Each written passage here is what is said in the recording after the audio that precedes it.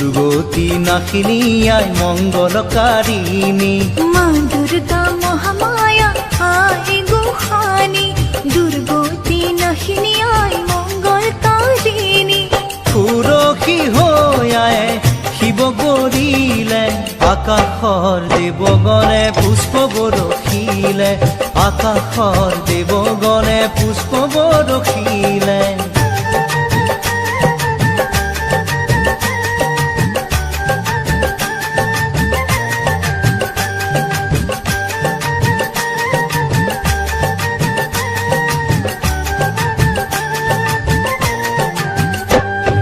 শৰৎকালৰ শুক্লা সন্ধিয়া পৰত, গৌৰী আহি মাতৃগৃহত হ'ল উপস্থিত।